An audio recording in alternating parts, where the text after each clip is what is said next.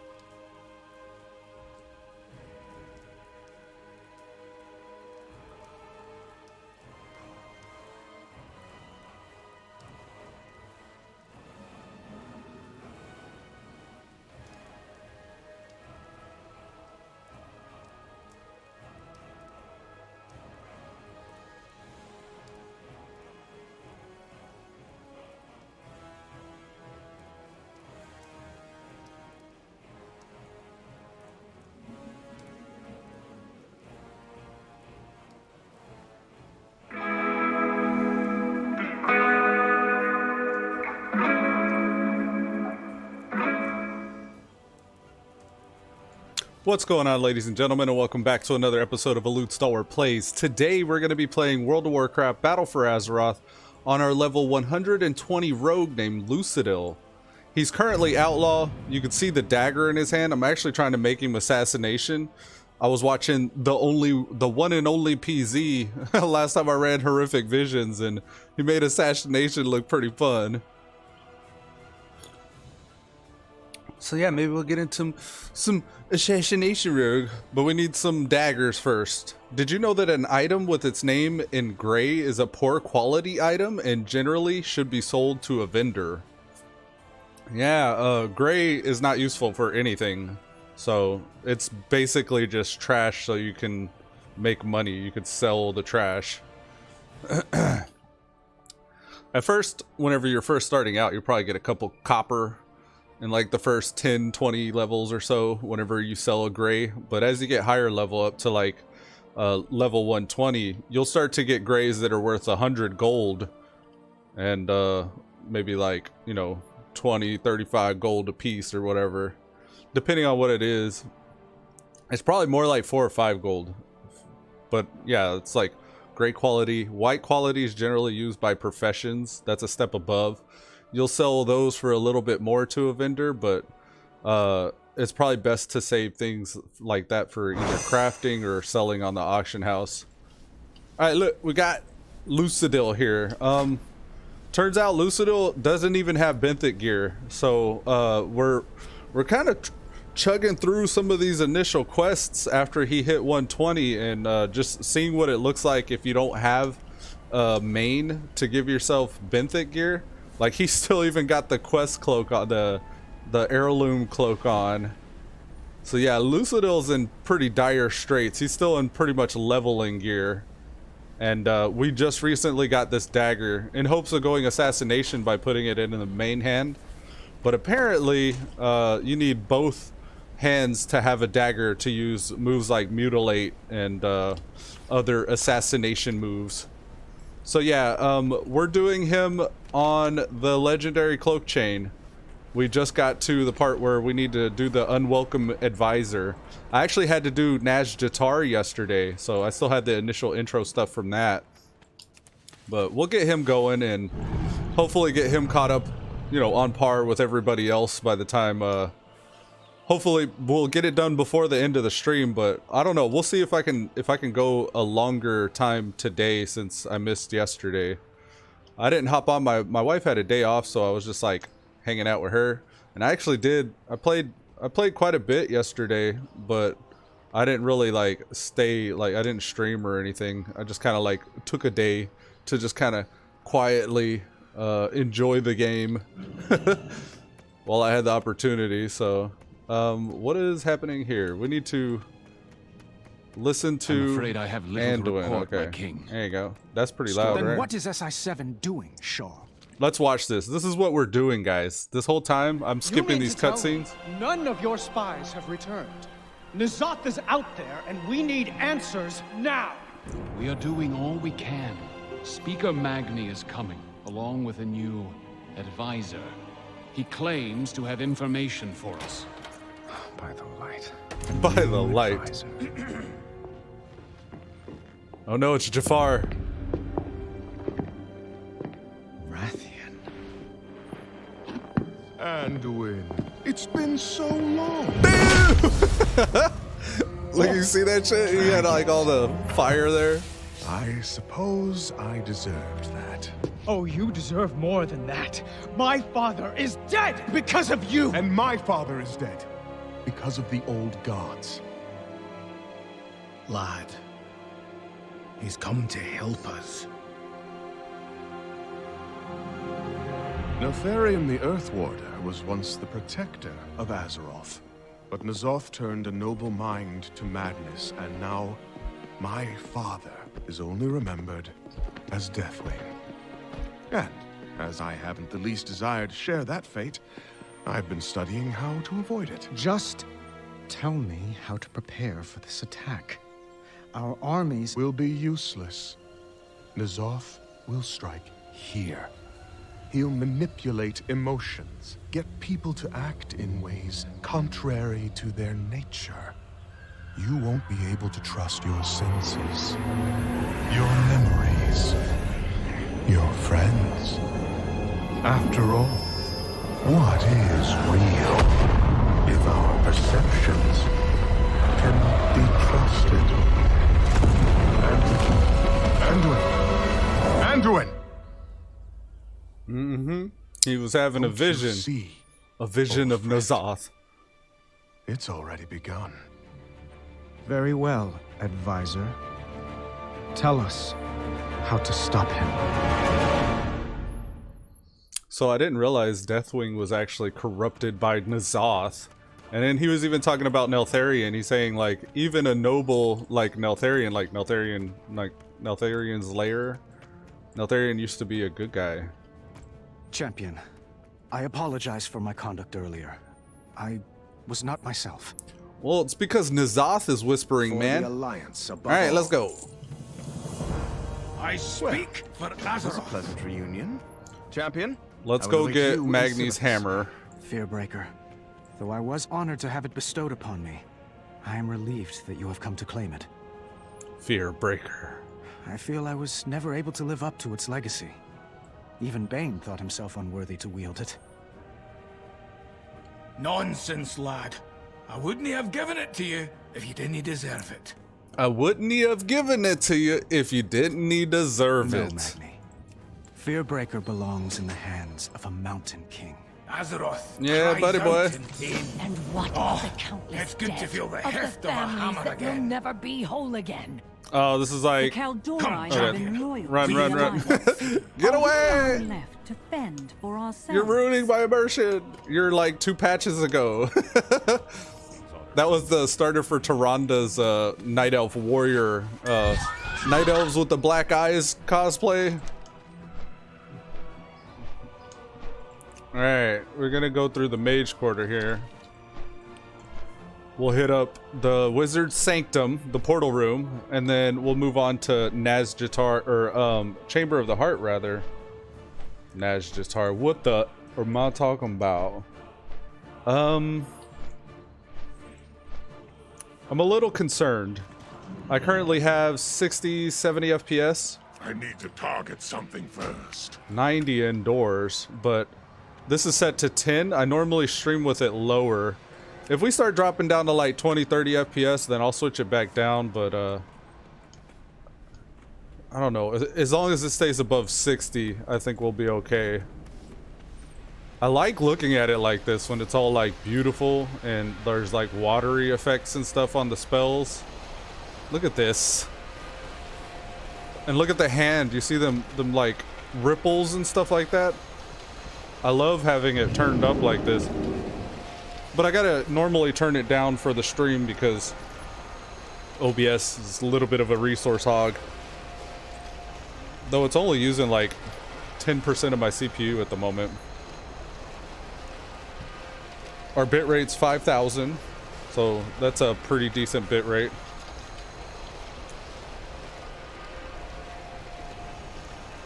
And we're gonna load this screen for a while.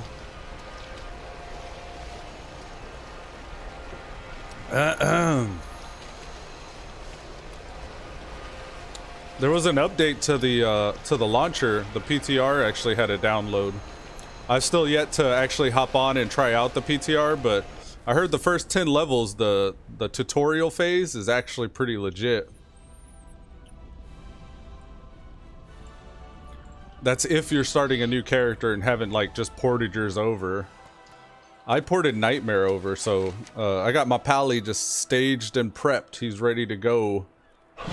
Oh, right. We need to head to the chamber. Before I do, I need weapons. Are there any weapons on the list here? Head, hands, legs, hands, waist, head, and then random.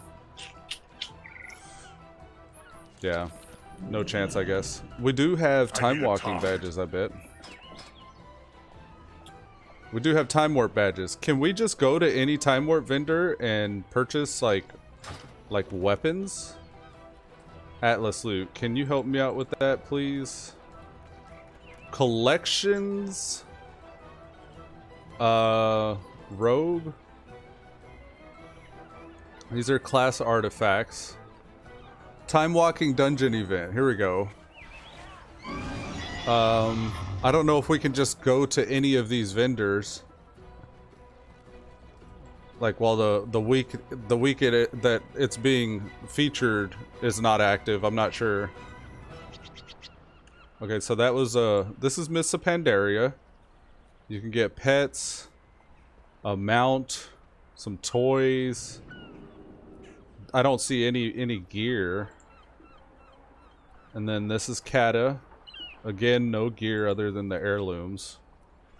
So I don't suppose any of these have gear. It was just the Cataclysm, wasn't it? Not too long ago? Wait. Here we are. Staff, axe, staff. No daggers, eh? No, here's a dagger. The Mutilator. This is the Burning Crusade one, though. It's only going to be level 70. Damn. So it's really just for the Mogs, I guess. Yeah, nah, brah. I guess we'll move on and hope for some drops or something. I think we're going to have to actually go out and, like, do some dungeons or something. Try to get some weapons that way. It's hard to find weapons. Unless they're on the, like, World Quest list. I don't know when the rotation happens again, but at some point those timers will reset and it'll shuffle.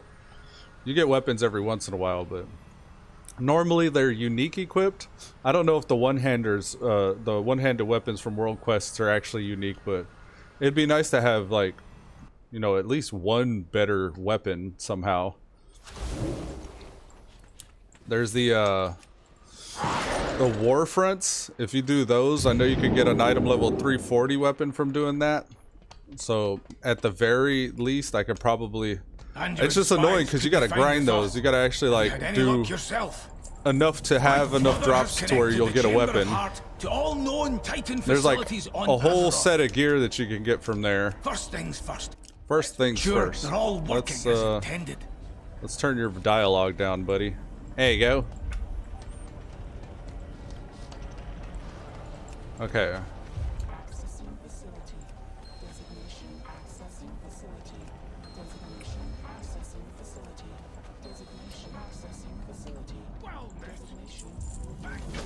A Titanic problem.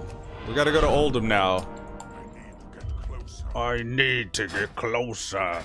Do I want any talent changes? Alacrity's pretty good. Loaded dice gives our next roll to grant at least 2 matches. Deeper stratagem, quick draw. I think most of this is okay. This is pretty much how I'm set on my other rogue. Killing spree's legit, but it can get you killed. There's like a tentacle that you fight whenever you're doing the Rathian stages, and I'm sure we'll see it a little later. He's the one that, like, does the blackout zone you can't stand in. And if I do killing spree on him, he's like in the middle of a void puddle, I guess, that he's shooting out of, and if I do that to him, it teleports me behind him, below him, so like down on the floor where the tentacle's actually coming from underneath the elevator. He'll go killing spree down there and instantly die. So I hit it and he dies. And I'm like, what the fuck? So there's that situation, and then there's a few others. Like I was doing on Hemorrhage, I was running the what's it called? I was doing. I'm already losing my train of thought here because I'm trying to remember how to get to Oldham. But yeah, on Hemorrhage, I was doing one of the horrific visions. I was trying to work my way to Illyria, I think it is this week. And just outside of it, there are those 2 kind of guards, the elite guards, standing outside the front of the last boss. And they do a fear. It's like an AoE fear, but they also do this like very slow, like slam down in front of them. And it's like in a line, the damage will travel wherever they slam. And I was doing a killing spree while both of them were doing that at the same time. So it was like all those little slam puddles that were going to be everywhere. As I was bouncing around, it slammed down on me, and I actually like died. So yeah, that was pretty rough. Or I actually almost died. Actually, you know, come to think of it, with Hemorrhage, I think he was the only class so far that I was actually able to get that first attempt you get at the horrific visions before you've unlocked a Titanic research that gives you the orb that restores sanity. That first attempt is not supposed to be winnable, I think. And in some cases, if you have, like with Hemorrhage, for example, he was decently geared and he could stealth the whole way to the last boss, or the pull before the last boss. So with him, I was able to just pull those 2 that almost killed me, actually, and then down them And after that, I went to go fight Illyria and just barely had enough juice to be able to take her down. So, but I did manage to take her down. And not every character, not every class can do that from what I've seen. Or at least not the specs that I was bringing.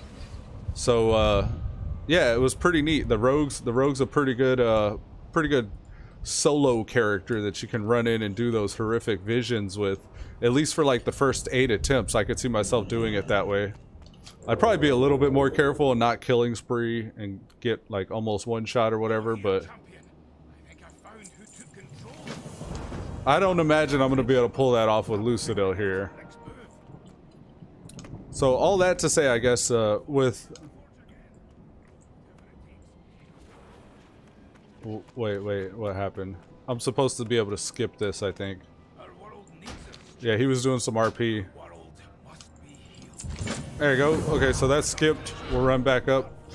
Yeah, I was debating on whether or not I want to switch out Killing Spree. If I'm gonna switch Killing Spree, I don't know if it's gonna be a much better idea to get Blade Rush, because it kind of does a similar mechanic to Killing Spree, where like Blade Rush I think he'll just like jump towards them, charge your target with blades out. Yeah, it's like a charge, dealing physical damage to the target and all other nearby enemies. So I guess it's like a cleave attack. It says while Blade Flurry is active, damage to non-primary targets is increased by 100%. So instead of just doing 3.2k damage to nearby enemies, you'll do the full almost 7k damage to all nearby enemies. Or I could go with Dancing Steel and increase the duration of Blade Flurry. So I kind of like more single target focus attacks, and even Killing Spree. Like you could do an AoE attack with Killing Spree, and I'm sure if you're Blade Flurrying, it's probably even more robust. Yeah. It's pretty much the same way as Blade Rush, where if Blade Flurry is active, you hit everything, like all the targets for a larger amount. Why am I going that way? Why is the arrow pointing up north? Battle pet tamers? Come on. I gotta be able to delete those, man. I shouldn't have to keep the battle pet quests. I've had these quests for so long, and I've even defeated one in the time that I've had it. But I'm so not into battle pets. Like I really, it's an issue because there's sometimes useful rewards behind battle pets.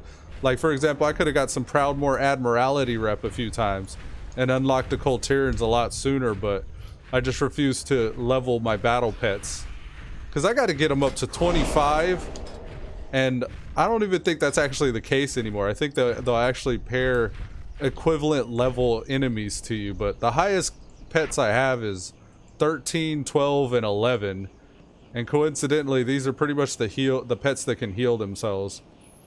Other than the Phoenix Hatchling, there's another one that can heal themselves I don't have active right now. But yeah, it's taken me so long to come around to do the battle pets thing.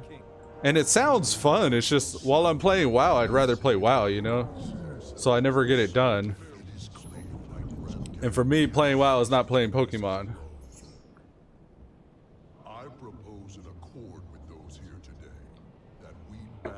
Quite a few RP here. We gotta wait a minute or so for them to finish.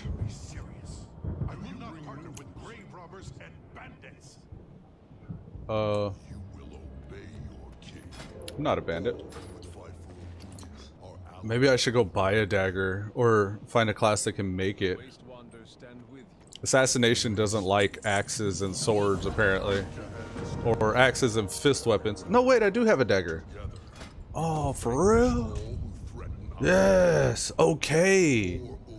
So that means we can put this one in the main hand. Oh, it's about to get a whole lot more. It's gonna get fun now. Guys, I had a dagger. Apparently, I had one. Yes. Okay. We going. I wish I would have fixed his mog. This is a doo-doo helm he's got on. I don't know why he's still in. He shouldn't be in wolf form unless he's actually like, you know, in combat. So I went with elaborate planning, Night Stalker, deeper stratagem, leeching poison, prey on the weak, venom rush, and poison bomb. And I got 2 poison centric, 3 poison centric talents. It may be worth going into Master Poisoner. Increases damage with your poisons by 30% and their non-damaging effects by 20%. Versus finishing moves, increase damage done. And this is damage done as well. That's finishing moves. This is openers.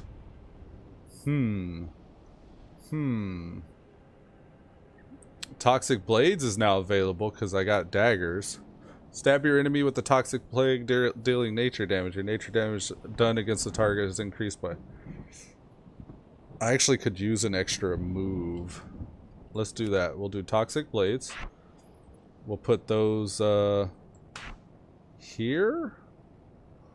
Question mark? Let's go there and there. So poison knife I can use as I'm running. It throws a poison coated knife, applying lethal and non-lethal poisons. So this could be potentially a snare. Yeah, buddy boy. Let's get our poisons active. I like to go with the deadly poison and the crippling poison. Although wound poison could be just as good, I guess. This one actually does nature damage. And I think this one just slows. Yeah, that's only a slow. Let's go with this then. Oh, you can actually go with slow and wound poison. Alright, check it out. We gotta actually right click that one off. And now go wound poison. So you either get wound poison or deadly poison, I guess. And then also slow. Okay. I'll go with deadly poison then. Wound poison is more PvP centric. Alright, so since that's the case, let's go with Master Poisoner. So now we got Toxic Blades, dealing nature damage, increasing nature damage done. Master Poisoner increases poison damage, which is also nature damage. Deeper Stratagem makes it to where our maximum combo points and finishing moves consume 6. Finishing moves also deal 5% increased damage. Maybe we'll go with Vigor instead of that. Yeah, I'm feeling different today than I was yesterday about this. And there's also a bloody spec you can go with. What is this? Exploits vulnerability and foes with less than 35% health. Mutilate has a 25% chance to make... Oh, it's like a rogue execute. That's cool. I think I'm gonna chill with this though. I think we're gonna be... We were doing like 3k damage before. And again, our gear is doo-doo right now. We do not have very good gear. So, hold on. We gotta finish picking these quests up. Yeah, I don't know what to expect here. We were getting our ass whooped in Outlaw spec though. And I remember Outlaw being a little bit more survivable. My log is full, are you serious? Okay, we don't need Storm Song Valley quests. Storm Song Valley. Drusvar Najdatar. Drusvar? The Vanishing Lord. Yeah, let's get rid of Drusvar. We don't even need that artifact weapon quest. I guess we'll hold on to Herbalism. Island Expeditions. Yeah, we're gonna... Pickpocketing. Special. Treasure map. Tyrande. Abandoning Tyrande. World PvP. Hook point investigation. Okay. We should have enough room now. Alright, let's go. I wish I had a sprint. I don't know why. Where's my sprint at? It's right there. And then I also have Dark Flight. That's why my moves were set up that way. Okay. Damn. Okay, so new. It's on the other rogue that I have that. No, I would have swore I made a sprint macro. Okay, I had caps lock on apparently. Sprint. I'll make another one. Alright, so basically we need these two. We don't even need that one actually. Sprint is a 1 minute cooldown, so number sign show / cast sequence reset equals 60 seconds because it's a minute. We want sprint, comma, space, dark flight. So our racial for werewolf is an extra sprint. So now we got a button that'll sprint for us. And I think I'll put that one there. And poison applications can go there. Yeah, we gravy now. Alright, so we need to destroy obelisks. We have to rescue villagers. We need to kill flesh beasts and Kathir minions. And honestly, this would be a lot easier if there were any pre-mades going on. So let's see if there's any Oldham assault groups. Oldham assault dailies, war mode on. Assault Oldham, war mode off. Let's go with this guy. And then we'll go back, questing, find a group. Oldham. Yeah, cool. Alright, let's go catch up with Jaboy. I'm coming. Hey.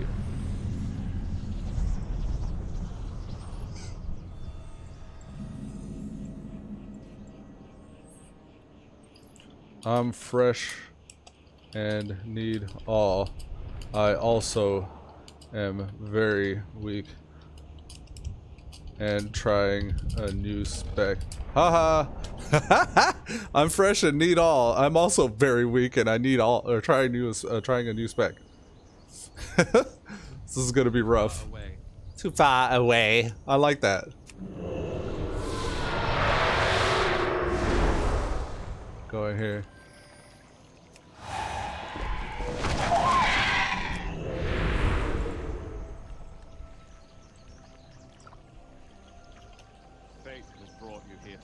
Fate has brought you here to me.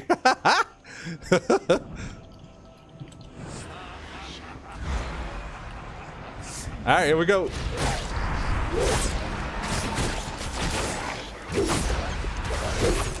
Ah! Don't die, priest. Don't die. Sure.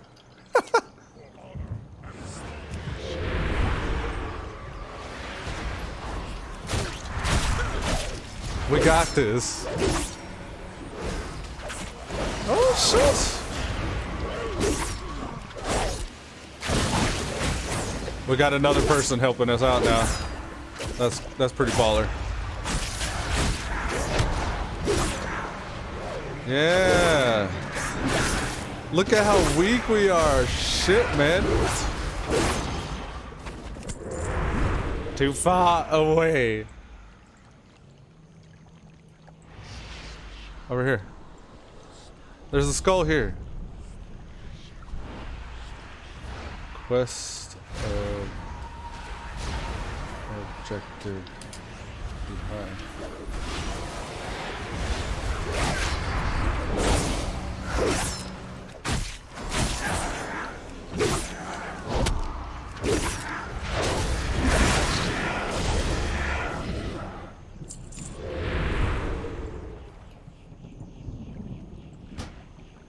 Right here. Too far away. There it goes.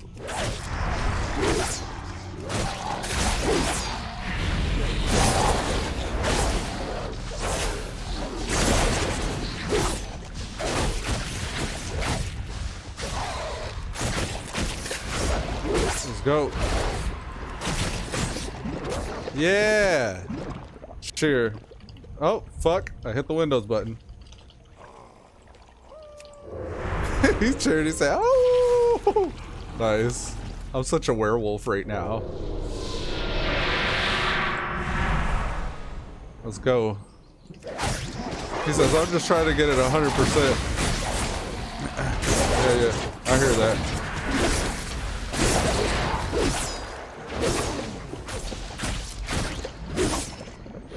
Yeah, me too.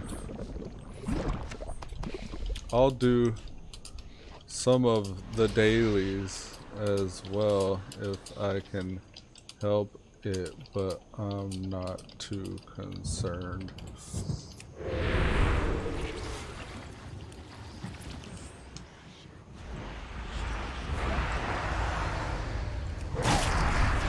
Silence that.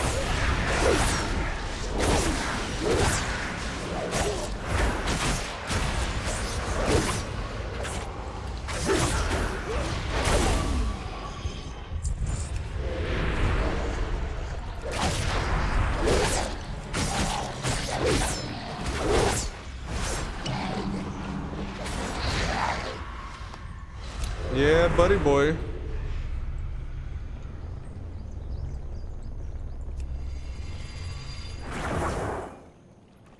Go meet Cork.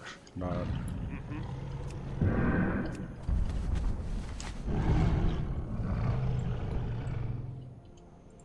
Oh, cool. He pulled out his Azure Cloud Serpent, and my Rajani War Serpent came out.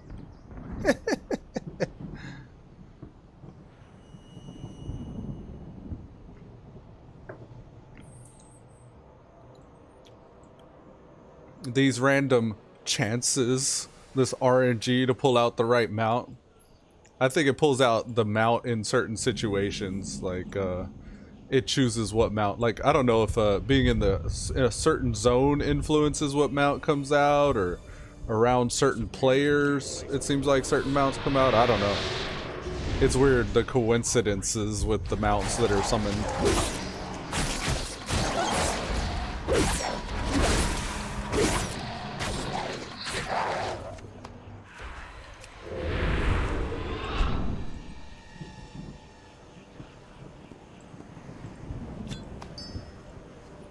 There's one here.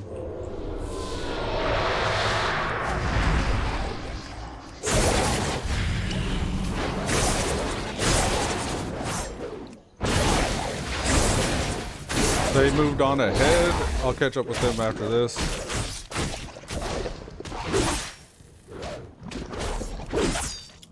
I got the quest objective already. Ah!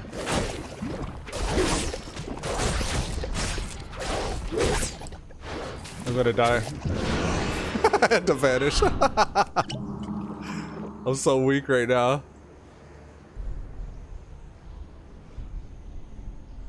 Alright, there's a rare here. Ah, we got credit for that. Nice. Oh, what is this? Black Empire glows? Not bad. And you know, I may actually have some Black Empire pieces I could share with the Lucidil here. I wanted to see what it would be like if I didn't have a main supporting my ult. And it's pretty rough. It's like I do half of the amount of damage.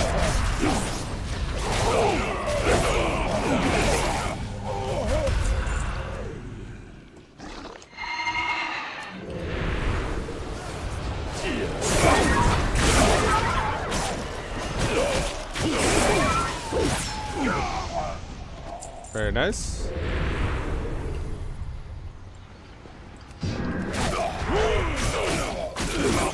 Do you guys get the elite?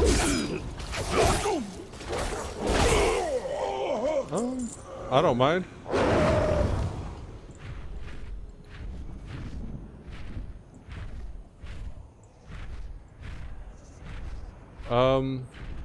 These guys aren't heading that way. Yeah, I guess we're only focused on the 100%.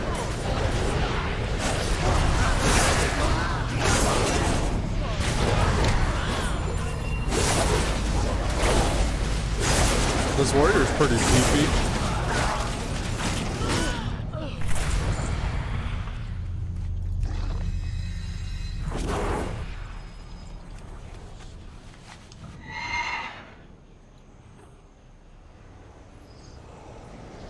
I'm at 73%.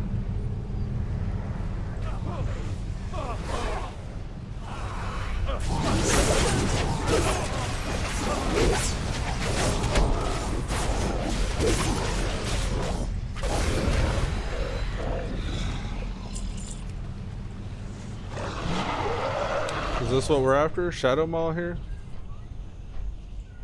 Or are we after hungering miasma? Looks like Shadow Maw.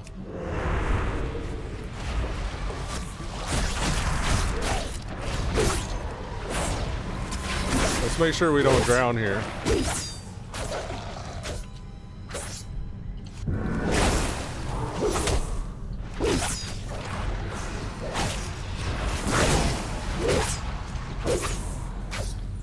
Go, go, go, go.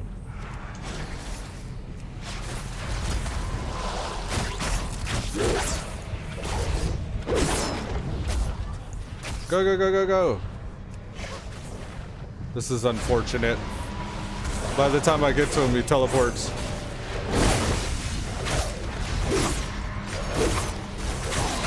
That's where dots are going to make up a big difference.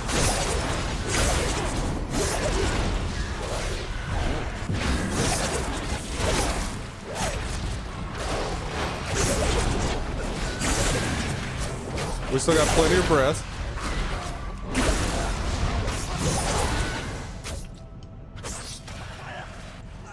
Get him.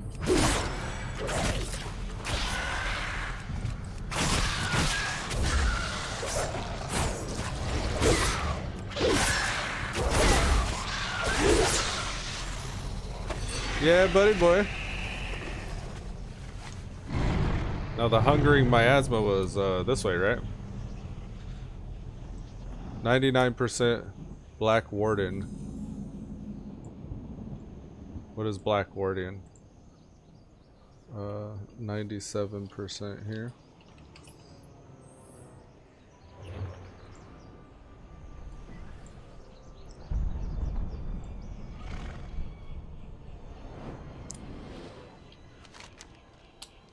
Are they coming? Where is Black Warden? I don't know. What is Black Warden? A B. I don't see Black Warden anywhere. Warrior said this way. I guess they're not really after the hungering miasma, so we'll leave it. Or that rare for that matter, I guess. Or that rare. Jeez, there's all kinds of rares up right now. They going way down here?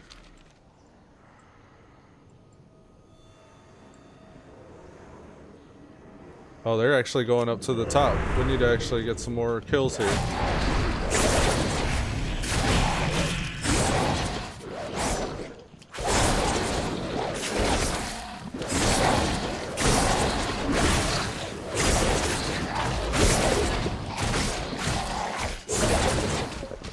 I think this group was listed as an assault. Ah!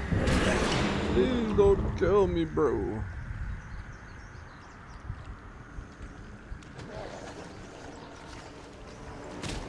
Oh shit. Oh shit. We're gonna die. We're gonna die. Gonna die. I can't vanish. Fuck.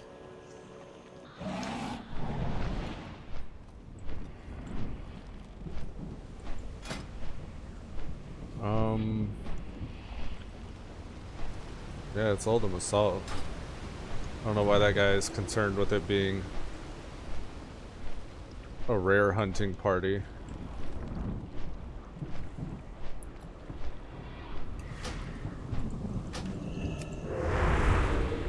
Here's a guy we can get by ourselves.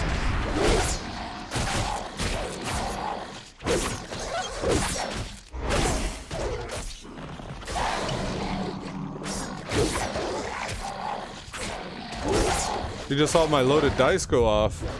I actually have a trinket that's doing that, which I forgot about till just now.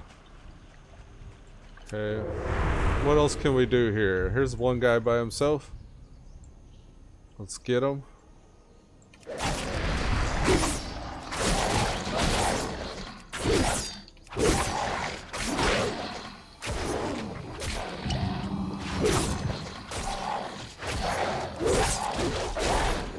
Wow, that's a pretty good stun there. There you go. 99%. Come on, we need one more kill. Can we get one by themselves anywhere? These little water fish. Let's go with him.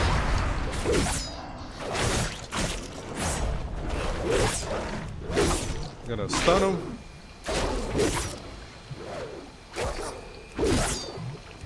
We'll even go Vendetta on him.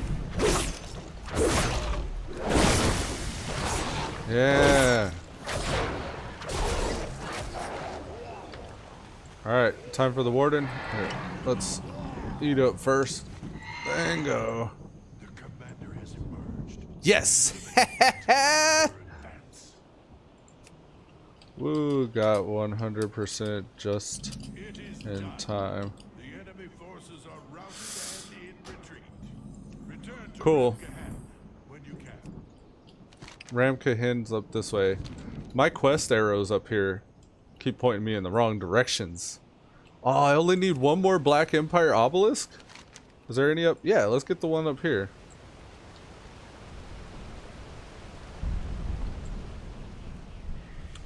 Yeah, we will have completed all the quests if we just get one obelisk.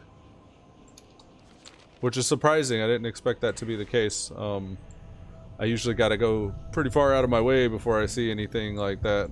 Like completing those.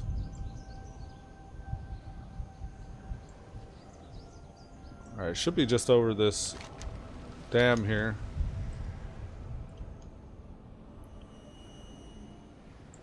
Looking for an obelisk. Where it at? I don't know if it would be there. It's suggesting maybe down here, I guess.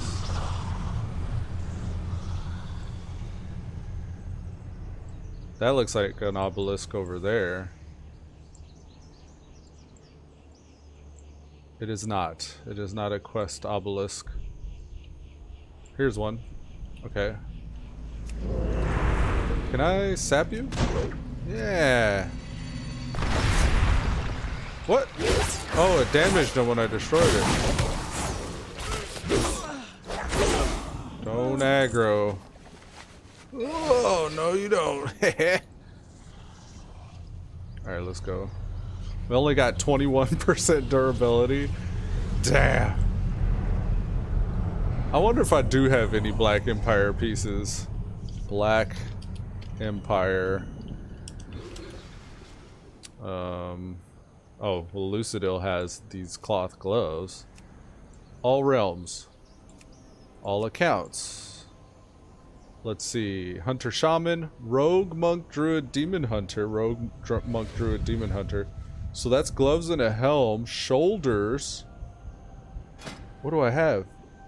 I have a helm. Shit. I need a chest. And bracers. Oh, chest. I do have like a whole set. Okay. I think we're gonna send those over. I don't really think we have a choice because we're so weak. I think I could probably do the rest of the chain like this though. I don't know. There you go. Alright, let's go listen to Magni's plan. Yeah, I may just hop over to the different guys and let's see, probably go with the chest first. That's on Towson.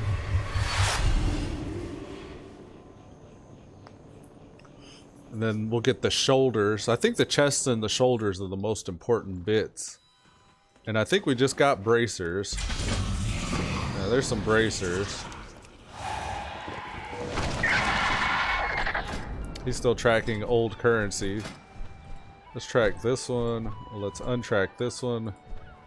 Seal Broken Fate and the Veiled Argonite. We will track Coalescing Essence, Seal War-Torn Fate, and I guess resources. I think we already bought the Seal War-Torn Fate for this week. And I know you could get multiple, but I don't plan on doing that just yet.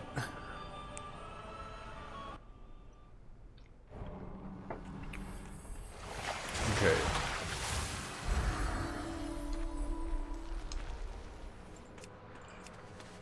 Well, we at least got to experience a little bit of what it was like not having any gear. I'm gonna switch over and get a bunch of gear from different people.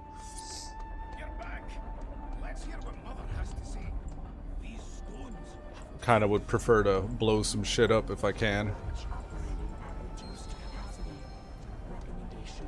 Alright, they're gonna RP. I'm gonna go bio while they're doing that, so I'll be right back.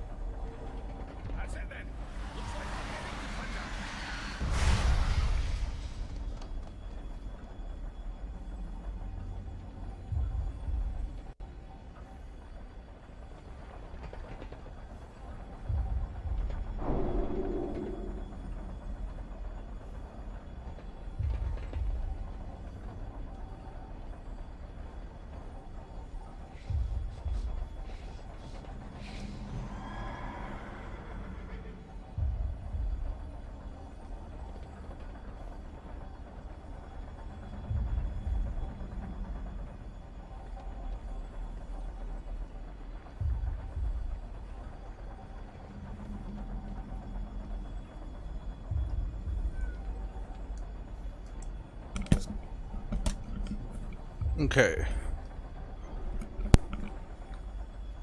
Let's get situated here.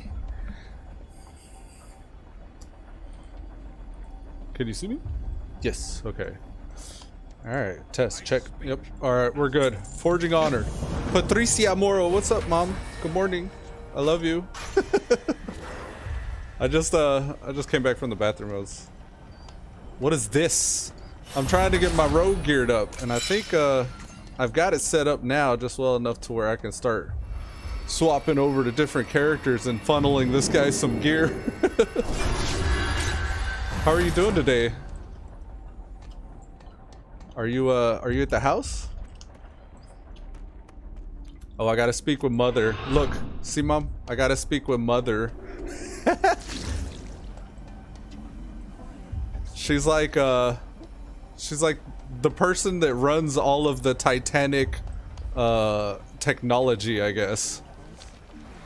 We need to activate the Titanic purification system. Yeah, I'm just trying to gear up and progress with my characters. I've been working at this for a little while, and I've got a max level character with every single class on both factions, so Horde and Alliance. And this is the time played. I've got 129 days played on this character. That's like minutes and hours and days logged into the character added up together. So he's my eldest character. I probably started him back in like 2005, 2006 or something like that. And yeah, whenever Burning Crusade came out, I want to say it was like 2005, 2006.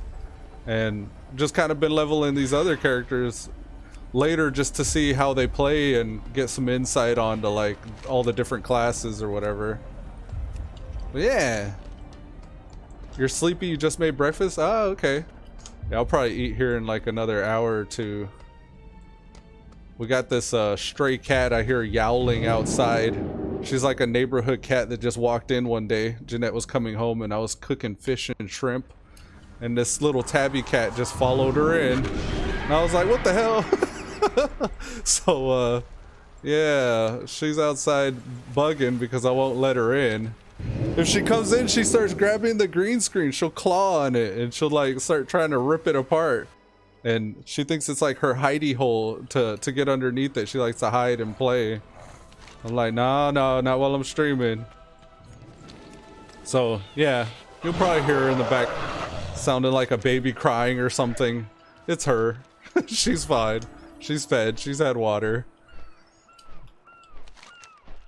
Alright, so I gotta head next to Kunlai Summit. That's down in the portal room this way. Yeah, my FPS is quite low. I'm gonna drop this down. I have the graphics turned up a little high. I usually don't have them that high when I'm streaming because it'll start juddering, and I don't really like that juddering effect. So Kunlai Summit's gonna be through Stormwind, and then from there there's gonna be a portal to Pandaria. I think it's this way. Yeah.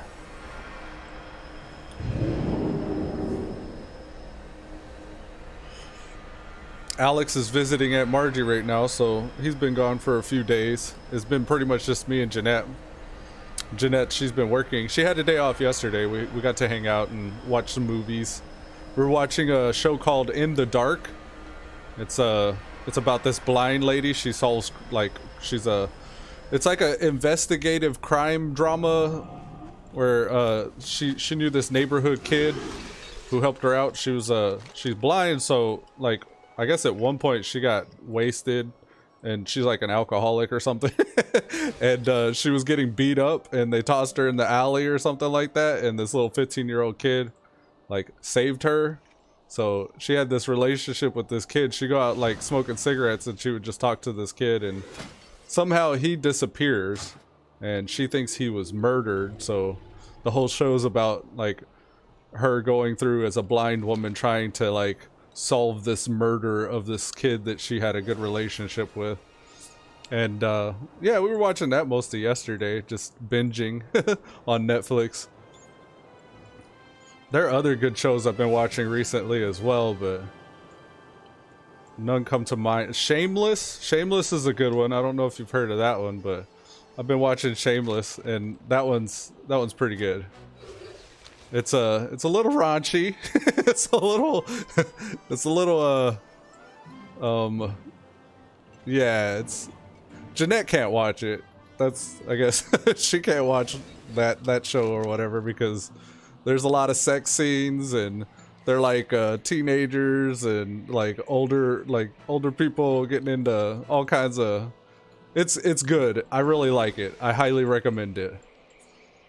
It's not as bad as like something like Trailer Park Boys. I don't know if you've ever seen that one with Bubbles and all his kitty cats. Trailer Park Boys is hilarious. It took me a little bit to watch that one. That was with a lot of these shows, I try not to judge the book by its cover. I try to give them a fair chance, especially if it has a lot of seasons. So I pay attention to like how many seasons there are out. That's how I found Shameless. I just wanted something that I could watch for a while. Unlike this In the Dark show, like this one, I think just came out, so it's only one season. I don't know how long we're gonna actually watch that. After it's over, I don't know if I'll come back to watching it, but you're waiting for The Walking Dead? Ah, they're like Walking Dead games now out on the Oculus, and I'm not gonna play. I'll get too freaked out. I don't play them. I don't even play like the Resident Evil or anything because it's the sense of presence when you got the Oculus on. Like you turn and there's like somebody right there. That scares the crap out of me. But yeah, The Walking Dead, it's a really good one. I was into for a while. I think as far as I got was whenever they got to the prison, and I forget what happened, but something fucked up happened. Like the kid's mother died or something like that, and it was pretty devastating. And I hadn't really watched it since then, since around that area, about that season. And I only think that's like maybe season 3 or 4. So I'm saving them up. I like to save them up. So again, like I have something with 12 seasons that I can just binge all at once. So maybe, I don't know, maybe I'll fall off the face of the planet again and just watch those. But yeah, I've been trying to keep up with this streaming thing. I took a day off yesterday to hang out with Jeanette, but I've been trying to work on it and improve the quality and all that. I actually got a computer that can run it pretty decently now, so I get like 120 frames per second. My monitor only shows 60. I can only broadcast 60, but it's capable of pushing more than that. Got to get a really decent computer with a high refresh rate in order to fully take advantage though. And then also if I get like a subscriber button or a partner status with Twitch or YouTube, I can stream at a higher bit rate with those as well. So all in time, all in time. And let me know if this is too loud for you. I think I have it turned up quite a bit. Oh, I have an Azurite ability. I'm gonna die. Please don't kill me. We had to run away there for a second. I didn't have this move drawn out. Let's heal up and let Magni Bronzebeard tank for a little bit. Get him, Magni. We just need that big one, and I think we're good. We got enough hit points now. Take him out. Yeah, buddy.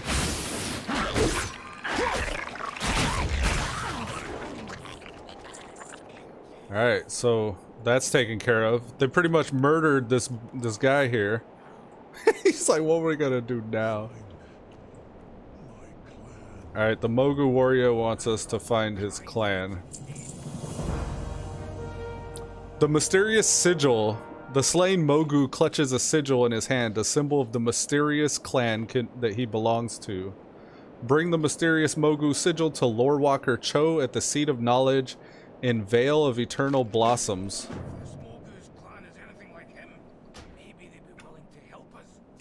Let's turn him up a little bit. I don't know the first thing about Mogu clan sigils, but I bet Lorewalker Cho does. Alright. I'll meet you at the Seat of Knowledge. Alright, let's go. Quest arrow says we gotta head southeast-ish. We're in Kunlai Summit right now, so we need to actually go down to the Vale of Eternal Blossoms. So yeah, we got a little bit of a ride ahead of us. That's the temple of the White Tiger on your left there. That's for monks. Monks have the White Tiger that they use to empower their abilities and stuff.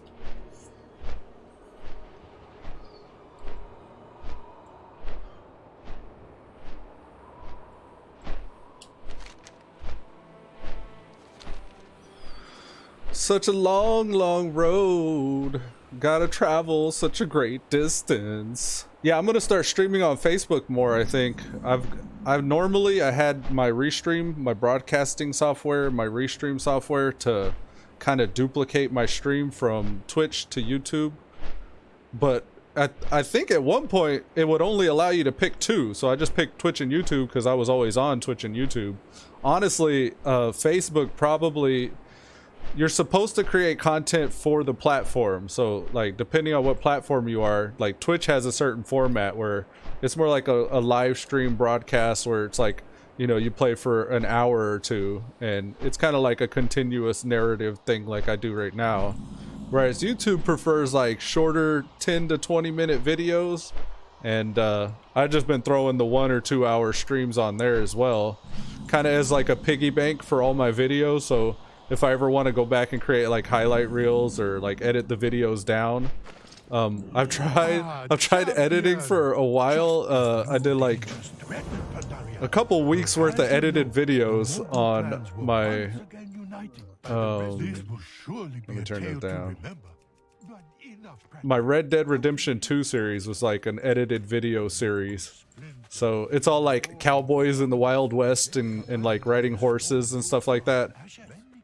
And that was pretty rough. I'd do a video in the morning and I'd record for like an hour, and then I would chop all those videos down and just do like kind of like highlights for the next 20 minutes of just like funny moments and things that I would get into in the game. I would just chop out all the fluff where it's like I'm traveling, like I was just traveling from that Temple of the White Tiger to here.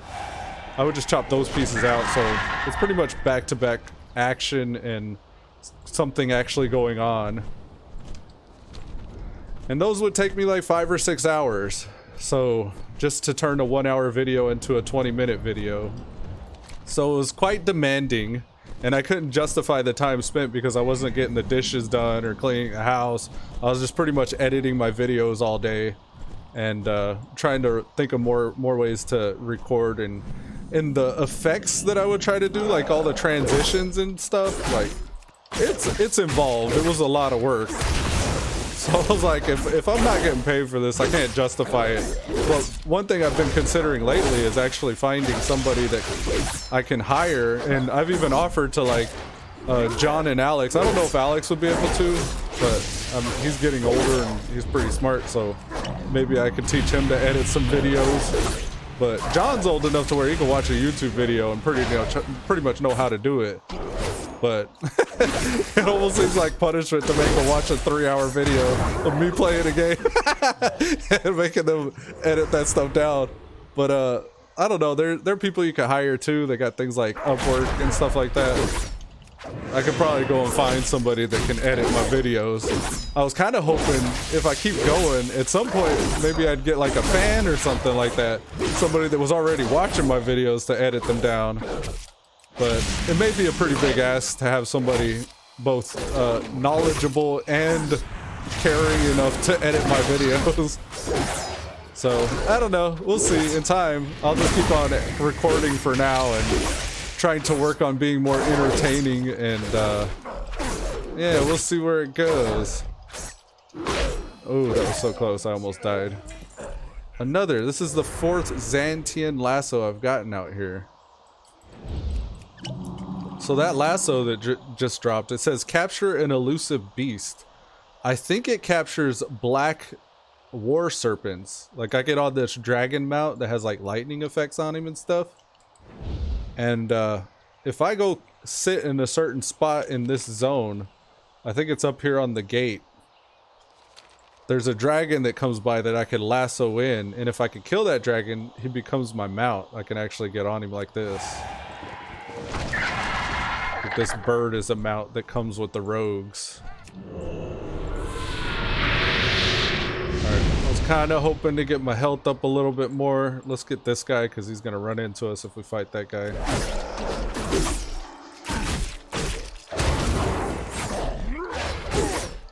Don't tase me, bro. I'm going to go ahead and stun him. Watch now. Oh, please. Oh, no. Oh, please.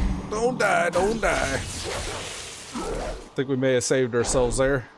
And Venom, Garrote, Mutilate, Toxic Blades. Oh, God. Please don't kill me. Get him, get him, get him. Damn. This rogue is so weak. This is why I want to actually send him gear. And all his gear currently is breaking. Every time you die, you take durability damage, so I'm down to 10% durability on average throughout all my gear. Dang, it's gonna cost me almost 200 gold to repair this. Alright. Is there a mailbox close by? Yes. I'm gonna park in the Shrine of the Two Moons, and I'm gonna get on a couple other guys to send this dude gear, and hopefully we can get it all transferred before the server shuts down. But apparently there's a server shutdown in like 10 minutes. Why are these guys hostile? No, no, no, no. What the? Shrine of the Two Moons is a horde only? Where am I supposed to go then? Oh, the Shrine of the Seven Stars. I never knew that. I guess in Pandaria I was only a horde character. So I just went to the horde home base. Whoops. Now I have 1% durability. Fuck. Okay. Yeah, maybe when the server shut down. I don't know if it's just going to be like server restarts, which would take like 5 or 10 minutes, or if it's going to be an actual shutdown for a few hours. It's weird because yesterday they actually did maintenance. So I wonder what they're doing today. Don't tase me, bro. Oh, no.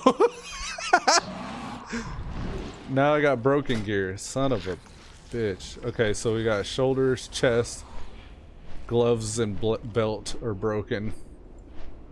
Dang.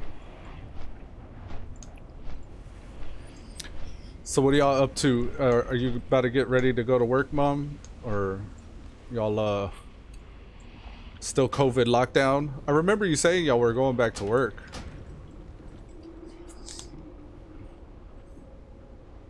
Is it hard to type on your phone? Is it the little digital keyboard? I get annoyed having to use those. I'd much rather just mouse and keyboard pump out like 120 words per minute. Server shutdown canceled. So the server's no longer shutting down. That's weird. Dang. I gotta go all the way across the zone. Oh, jeez. Is there a mailbox? I don't think there is. This area is closer. I'm gonna see if there's a mailbox over here. I mean, I will just go all the way south if I have to. That's the building, I think, right there. The Shrine of the Seven Stars building. I never knew it was different. Wow. Patricia elbow cough. You're on YouTube now. What is elbow cough?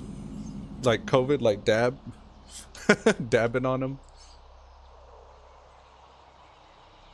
You figured it out, yay? What's that? YouTube? Or, oh, the emote?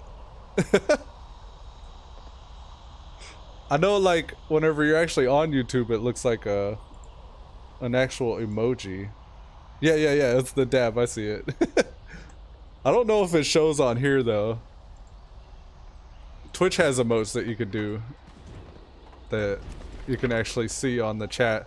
And that's again like the differences between the different. Oh, how to chat with me? Okay. Yeah, the different platforms have different ways of doing emojis and emotes and stuff like that. Nightread Watcher. Apparently I have a pet. Okay, I'm gonna have to log over to a bunch of different characters and find out who has what gear. Black Empire. Let's go with the Black Empire gear first. We got gloves from Locksoul. Towson has our chest. Gloves and helm. Gloves from Koltarak. Shoulders from Sulema. Am I really gonna have to log on to 5 different characters here? Gloves from Locksoul. So we need the chest from Towson. And then the shoulders from Sulema. Who else has multiple? Yeah, we're gonna have to log on to 4 different characters, so we'll start with Towson, we'll go to Sulema, and then we'll go to Koltarak, and I don't think there's any others other than that. Yeah, so Towson, Sulema, Koltarak. Got it. Sleepy old lady syndrome. Sleepy old lady syndrome. No worries. I'll normally just narrate to myself like what I'm thinking and what I'm doing and stuff like that. Just kind of like ramble. And I normally like when I'm streaming and I'll do my like voice narrate, or it's more like a stream of consciousness narration. Just kind of like what I'm thinking and what I'm doing in the game, as if I'm gonna watch it later. And that's when I'm in the zone, it's pretty entertaining, but whenever I'm like trying to figure shit out, it's less entertaining. So who did I say first? What was it was, I know Sulema. We got Koltarak, Sulema, Towson. Towson's got the chest, I think it was. Towson. This is the reason why I can't play any other game. Still lots of restrictions and BS. Oh, okay, like the COVID masks and social distancing and all that. Hell yeah. We were for a while. We weren't even going anywhere, and actually, that's not true, because we would have Alex's friends are like going crazy, bouncing off the walls at their house over there. So his friend would come over and visit, a few times he came over and visit, and then like we'd go see John as well. But we're all local, we're like in the same town. But outside of that, we haven't really been leaving town. And Alex left to Aunt Margie's just the past few days ago. And that's, you know, a thing. He's leaving town now. Which I guess not too many people are too worried if, like, you know, I heard Aiden was just visiting New Mexico not too long ago.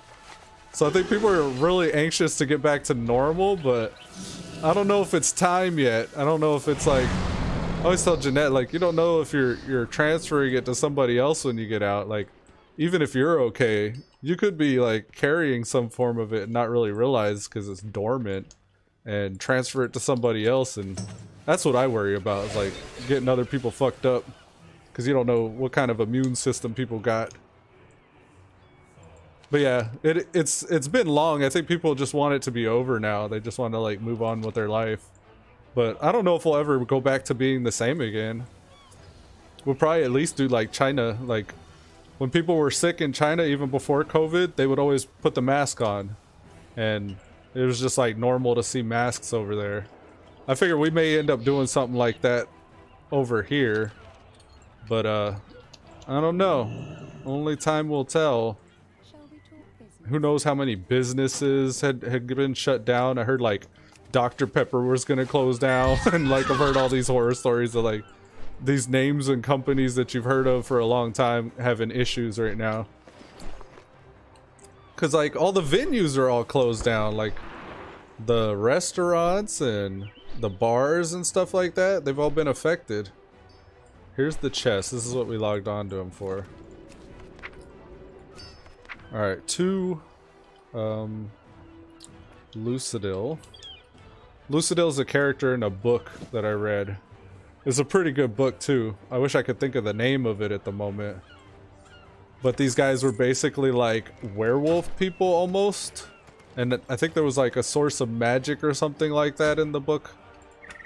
But, oh, these people would do modifications to their bodies and they would like become like werewolf people. And Lucidil was like the main bad guy in that book. And he was like a werewolf with red eyes. But yeah, it was a pretty good book. I haven't read any really good ones recently. I thought if I did get back into, you know, like books and stuff like that, it'd probably be via the Audible. But even with Audible, I feel like I should be reading along as I'm listening, you know. Abigail came too? Ah, nice. Yeah, I'm just still worried to travel. We haven't visited Steven in a while. About the time we were thinking about going to see him too was when Aiden was going to visit New Mexico, I guess. So I was like, I don't know.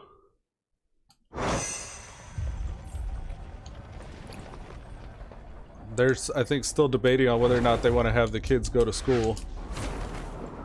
It seemed like the schools were just putting out surveys or like questionnaires or whatever, asking what you prefer. Do you want to go to the school or do you want to do the or school from home thing? We went and got Alex's laptop yesterday. The economy in this little town has suffered a lot. They depend on the college and so much small businesses can't stay afloat. Dang. And yeah, that's pretty much all Portales is, right? Is that college town. People went, they stopped going into the classrooms and started doing like the online learning thing. And has that really affected the budget? I guess it would, right? Because people eat at college. Like they order stuff from the snack machines and they got the cafeterias, I'm sure, and even the classrooms that you sit in, that all has like rent associated with it. Some benthic racers.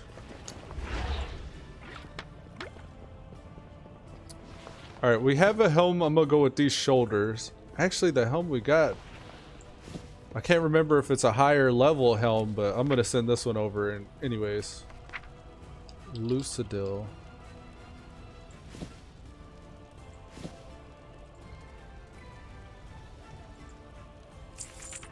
Okay. And then Coltrack was the final one. Guess I'm not further enough in. There we go. That's rough.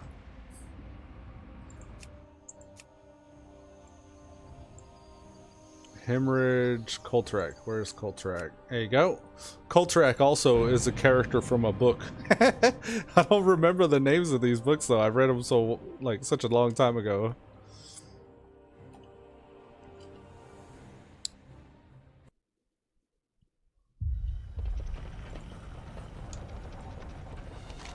You can hear a heartbeat in here.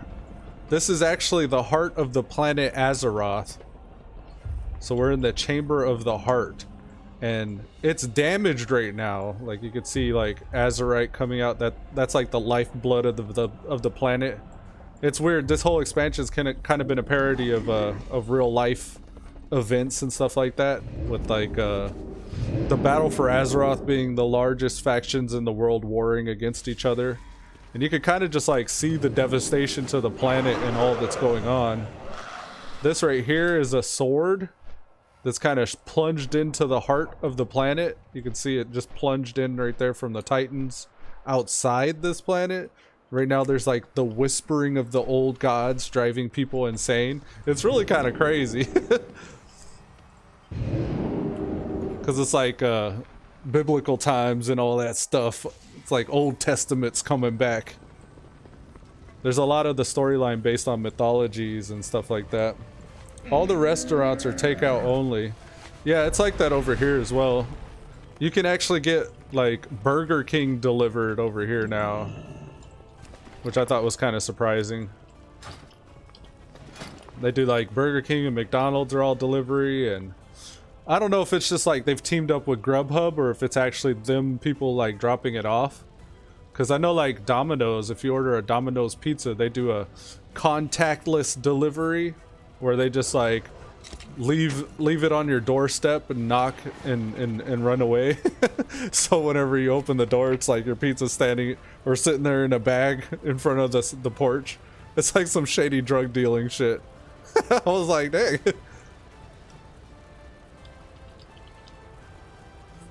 Alright, so that's done. I think we got all the items now. So, what kind of benthics do we have? We just sent the helm. We have helm, chest, and shoulders. I know for sure. I think that was a belt, gloves. Let's see what kind of benthics we have. Can we fill in the gaps anywhere? Accounts, realms. Just some bracers? Is that all, really?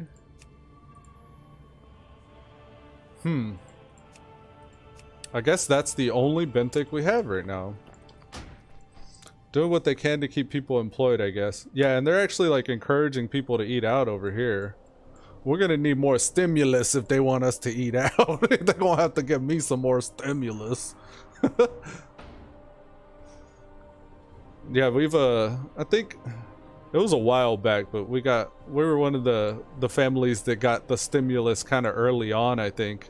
And I think maybe there was another round of it, or maybe people even still from the first iteration are still receiving their stimulus, because I heard Aunt Margie and Uncle Frank were talking about that they had just gotten theirs, or that they were putting them out or something like that. I forget. Alright, so we're heading back to Lucidil. It was on Zula Head.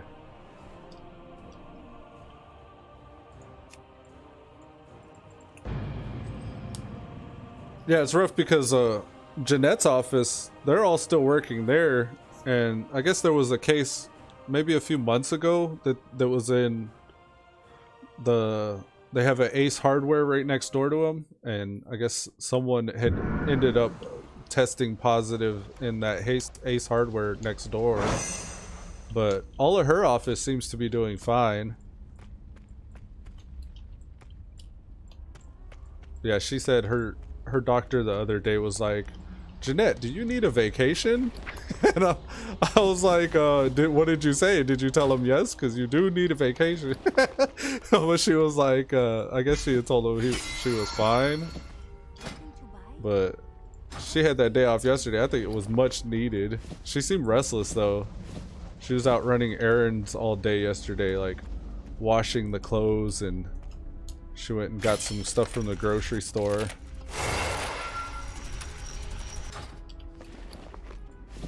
Alright.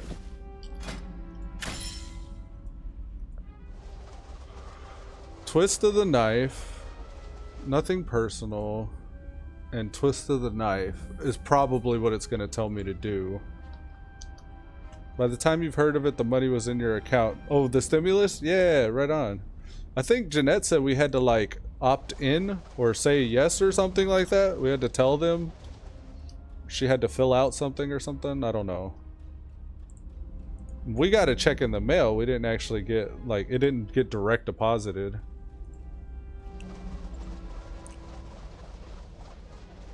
Alright, so twist of the knife, nothing personal, and twist of the knife. Yep, that's right. Okay. It's pretty much what I expected. I think the only reason why I wasn't going to get one of these was because I'm about to replace one of these in the progression. Allies within 8 yards of your sprint gain speed. That's pretty nice. Yeah.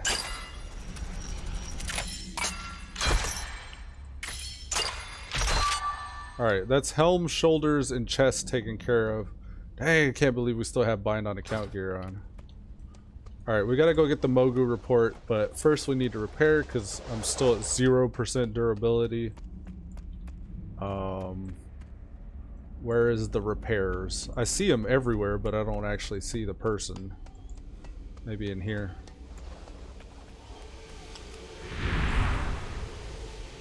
There's an auctioneer here. Yeah, I think I will. I'm gonna enchant my crit and versatility. Let's get... Oh, for real? Hello, Lucidil. My services are available to those with engineering. Sadly, I'm not. For real? Oh, he's an inscription guy. Damn. Funny, because I had already done my taxes and paid them what I owed, and they sent us 4 times what we paid. Nice. Yeah, we had like a separate like refund that we got as well. So we got the stimulus, and then we got like some kind of a refund because I guess somehow Jeanette overpaid on the taxes or something like that. So that was pretty nice. Nice little boon to the old pocketbook. While it lasted, didn't last very long. But yeah, we're still comfortable though. Like we're doing all right with my disability that comes in, and Jeanette's like I really wish she had more benefits where she's working, but she works more than 40 something hours a week, yet somehow isn't full-time, isn't considered a full-time worker. Like she doesn't get like paid vacations, and if she takes a day off, like if she's not clocked in, she's not making money. And I don't know if maybe that's the case because it's still a fairly new business, but it's been like 4 or 5 years, and I don't know, like I feel like she doesn't talk to her boss about like her benefits and stuff. So anytime I bring it up, she kind of gets stressed out. And she's like always talking about picking up 2 jobs. I'm like, you don't need to pick up 2 jobs. If we really need, like, I'll get a job. But and it's only because like she wants to send her mom more money, or she wants to do too much all at once. But I don't know, like we end up just getting into a muddy conversation where nothing gets resolved, so we don't really talk about it that much. But we live comfortably. We definitely, like, we live a little bit more than above our means. But it's not like we can't afford, like we're not in debt or anything. My student loan's gone and paid off, and she's got a little bit of a student loan left, but it's not like tens or hundreds of thousands that she owes. It's only like a couple thousand. Yeah, slow and steady, I hear that. And that's it too, is like I think we get antsy, like things take time, and it'll eventually be fine. I don't like to worry about things that never go away. Like every time rent's due, she'll bring up, oh, I gotta pay rent. And I'm like, I don't worry about rent. Like, what I make in disability can cover rent. Just, I'll use it. And she's like, no, that's your money. She has this weird thing about money touching. She doesn't like my money to touch the things that she's responsible for. And I'm like, it's our money. Like, whenever water flows out of the faucet, you don't have like, you know, separate water for each cup you're gonna put it in. Like, I don't know. I told her, I try to explain to her how I look at money, and she looks at it completely differently, I guess. Where it's like, my money has to go towards the internet and like the subscriptions and stuff like that. Her money goes towards like electricity, and those can't touch each other. It's like, no, like, don't look at it that way. Like, look at it like the money you make plus the money I make is all the money, and then pay like all the bills. You'll still have enough left over to send your mom money and buy the kids toys and all that stuff that she already does anyways. It's just sometimes I think she tries to do too much all at once, and we do get like maybe a little late on electric or something like that, and she really stresses about it. But they're not just gonna shut off the internet or just shut off the electricity or whatever. And she gets paid every week, so she can make some form of a payment at least within 7 days. So it's like really not anything that she's got to worry about. And we don't have like crushing debt like a lot of people in the world do. We don't owe, like, I think if you added up all of our debt all together, it'd probably be less than 10,000. Shit, it'd probably be less than 5,000. We're just, I mean, paying our bills really, and just kind of living it up with what's left. We got the payday pimping. That's how we do it. But yeah, with the stimulus code, that was pretty nice because it was able to take care of some shit that we needed to take care of for a long time. And it actually, I've been afraid to use the VA for a lot of stuff because I was always like, I was told when I first signed up for the VA healthcare that there could be co-pays. So there's a lot of shit that I left unchecked for a while because I was afraid I'd get co-paid for it. And without having a job, I was kind of worried about like being able to cover that co-pay or Jeanette taking the brunt of it. But then like, you know, disability came in, and then they back paid me for that, and then the stimulus came in, and like we were sitting pretty good, so I felt comfortable with going to the doctor and getting like my hernia taken care of and getting some glasses and stuff like that. And the next big thing I got to worry about is the car. I got to get the registration this month, and that's not even that big a thing. It's like 15 minutes of my time just taking it down. And I want to get the oil changed as well, and there are a couple other things with the car I want to try to do, like fix the air conditioner because the air compressor is not very good, or the condenser, whatever it is. I got the new part already with that stimulus. Whenever it came in, I just ordered the part and it's sitting here, so I just need to replace the part. But I got to get the Freon drain first, and I want to see how much that's going to cost me whenever I'm getting my oil changed. And like, I want to do it all in one trip. If I could go, and even if I have to drop it off for a day or whatever, I want to take it and be like, all right, change the oil, fix the air conditioner compressor, and give me my inspection.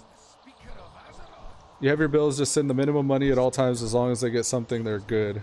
Yeah. And she knows that too. Like we've been able to do that a few times with like the internet, and we still keep service and everything, and we always catch back up. And it's really that. It's just like she'll buy a bunch of school supplies all at once, and while sending her mom money, and while like getting Alex a toy, and John's got like a new racing steering wheel or something like that for his game. And I was like, if you got money to buy toys and steering wheels and stuff like that, and like, we're not doing bad. We're comfortable. Even if you overextend a little, like, yeah, it's a little stressful because you overextended, but like, we're gonna be fine. Like, come next paycheck, it's really not anything that you can stress about. It's just the time. Like, we get all wound up and anxious because with everything in our modern life, you can look over and push a button and get the thing. And with stuff like that, you gotta wait. So like, that's a little anxiety provoking, having to wait to push the button, or pushing the button and then waiting for the thing. But yeah, I mean, I think I tell her a lot of it is just being mindful throughout your day of like what your body's trying to tell you. Like, are you hungry? Do you have to use the bathroom? Are you dehydrated? Like, simple stuff like that can help so much if you just take care of very simple basic human needs. But if you're always with the next patient, like in her case, like if you're always, you know, doing your little operation or with the next paycheck, you'll be tempted to hold it throughout this entire procedure, and you hold that stress in your body even after the fact. And if you do that to yourself too much or too often, it's actually damaging. But like, even aside from that, just like giving yourself time to be bored, to not have something you're actively engaged in. And for me, especially like sitting here doing the gamer thing as much as I do, like I'm so mindful and careful with my body. Like I do exercises and stretches, and some days I overdo it and I do it too much, so like I get all fucked up in my back or something for like the next week. But like, it's about learning your limits, and like also like learning, you know, your own basic emotional and mental needs as well as physical. Let's see if I can do this. I don't know. Maybe this gear will help me take this guy out. I put on quite a bit of pieces, but I don't know how strong he is. Yeah, keep doing stuff like that so I can just move. But yeah, I mean, I try to get her to like do at least stretches and meditate. She does, like, she reads the Bible, like she'll wake up at 4 or 5 in the morning, she'll read the Bible and like pray and stuff like that, and I think that helps. But I think she'd be so much better off if she did some meditation. But it's easy for me just looking, like, you know, from a third party perspective and like saying this is what you need. It's a lot harder to actually like do it. I'm so cute because I'm rambling and frantic here. I'm gonna die. Don't do it.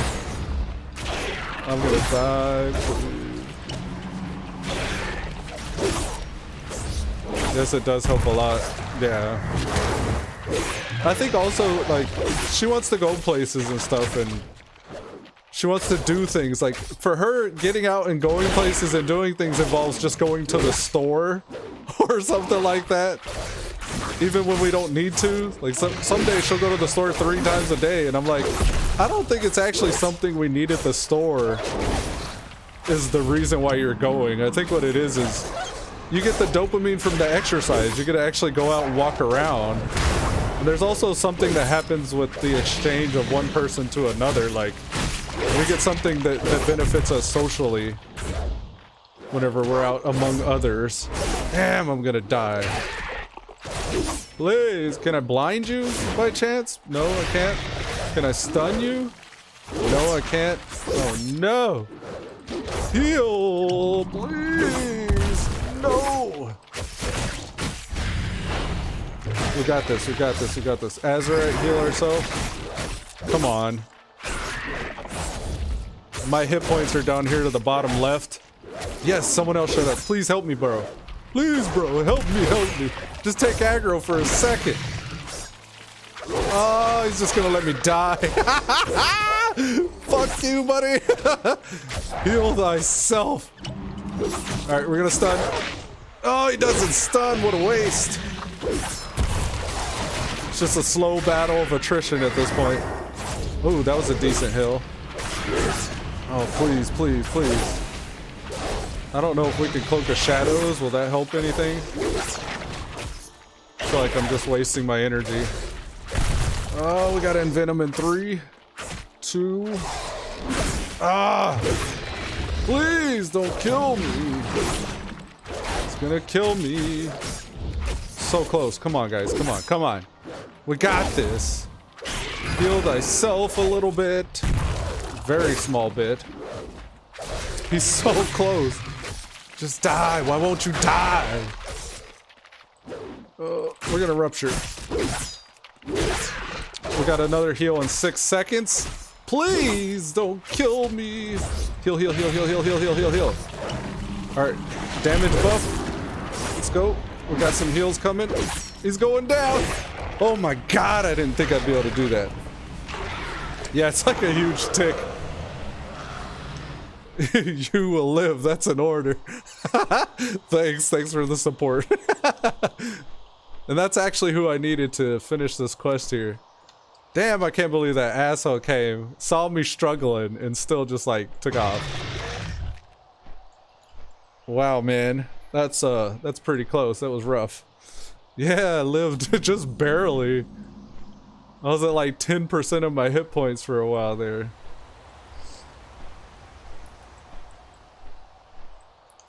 Okay. Let's sneak on in. That, I think, was the hardest part we have to do. And then I think the rest should be famous last words, smooth sailing. Alright, we're gonna get a chest upgrade here. Arigato.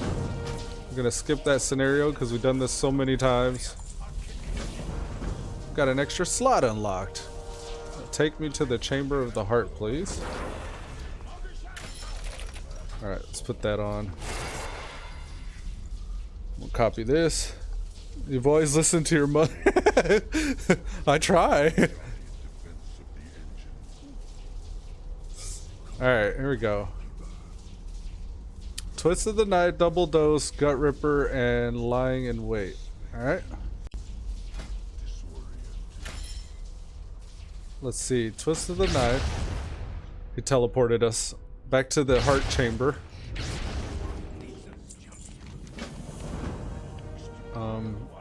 We'll wait for them to roleplay walk over here.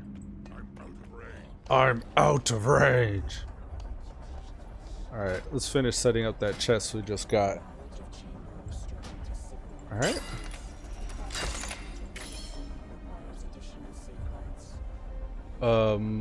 Double Dose, I believe. Gut Ripper. All these little things will modify my current abilities and make it easier to kill giant ticks like that.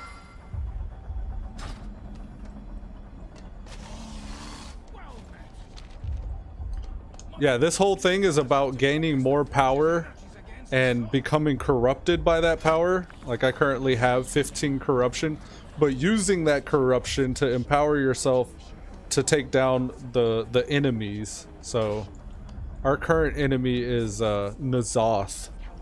I think I could even show you what that guy looks like. So Nyalotha's the main dungeon. This is N'Zoth. He's like this giant tentacled eye beast. So yeah, we go in, we kill the carapace of N'Zoth. This is like the body that he's in.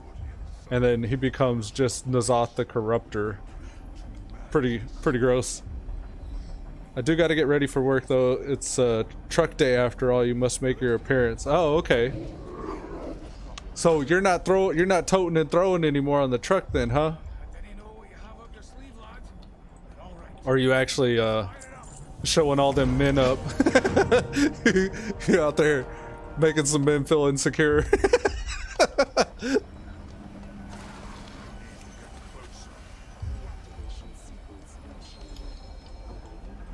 I always tell Jeanette it's the age of Wonder Woman right now. Like that's the superhero in the world currently.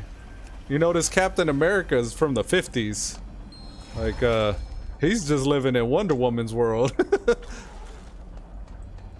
like dun, dun, dun, dun, dun, dun, dun, dun, dun, dun, dun. She's the lioness. She always goes out hunting and brings back the kill for the pack. You can intimidate him. It's probably not very hard. A lot of us men are very antisocial nowadays. It became evil to be a white man in the world for a little bit there, or to be somebody that was well off. I mean, I think the greater your struggle growing up, the more powerful you are when you're an adult. Just because you like encounter a lot more tough shit. So it's now all about being like a hustler and trying to like survive on these streets. At least that's the narrative. That's what you see in movies and TV shows and stuff like that.